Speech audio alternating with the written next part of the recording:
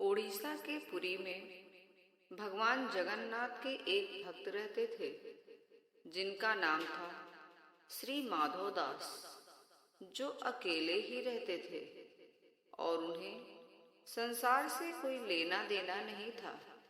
वे अकेले बैठे बैठे प्रभु जगन्नाथ का भजन किया करते एवं नित्य ही श्री जगन्नाथ प्रभु के दर्शन करते और उन्हीं को अपना सखा मानते थे। इतना ही नहीं, प्रभु भी अपने परम भक्त श्री माधव के साथ अनेक लीलाएं किया करते थे। प्रभु इनको चोरी करना भी सिखाते थे। भक्त माधव दास जी अपनी मस्ती में मगन रहते थे।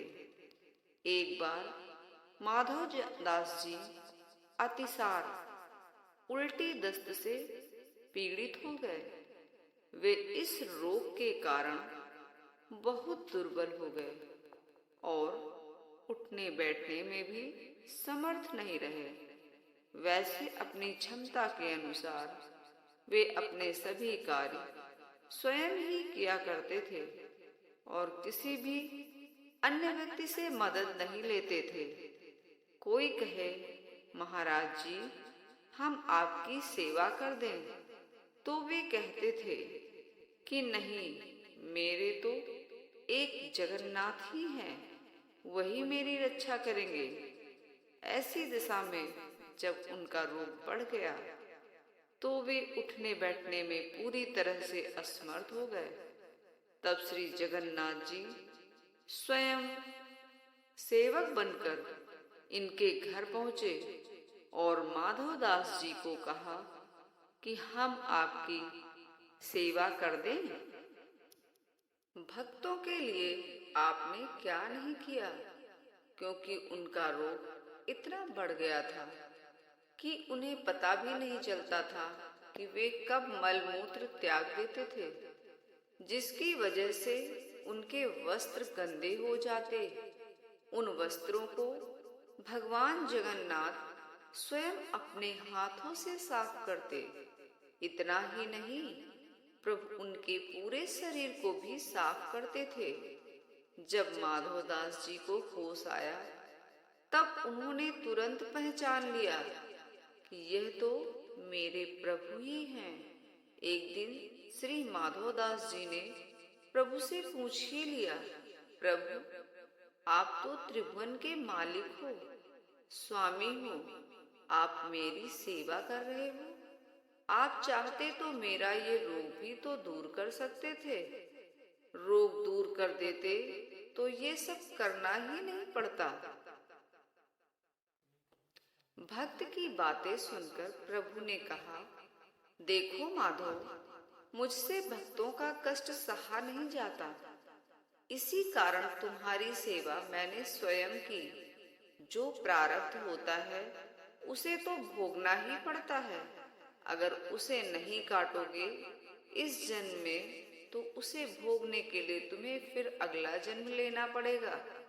और मैं नहीं चाहता कि मेरे भक्त को जरा से प्रारब्ध के कारण फिर अगला जन्म लेना पड़े।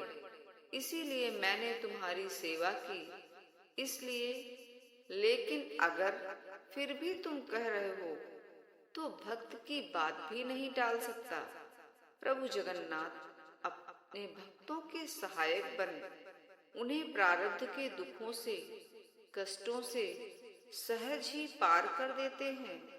प्रभु ने अपने भक्त माधव से कहा, अब तुम्हारे प्रारब्ध में 15 दिन का रोग और बचा है, इसलिए 15 दिन का रोग तू मुझे दे दे।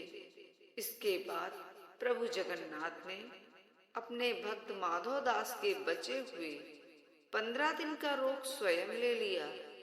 यही वजह है कि भगवान जगन्नाथ आज भी बीमार होते हैं। भगवान जगन्नाथ को आज भी साल में एक बार स्नान कराया जाता है, जिसे स्नान यात्रा कहते हैं। स्नान यात्रा करने के बाद हर साल 15 दिन के लिए जगन्नाथ भगवान आज भी बीमार पड़ते हैं। इस समयावधि के अंतर्गत पुरी में स्थित प्रभु जगन्नाथ का मंदिर 15 दिन के लिए बंद कर दिया जाता है।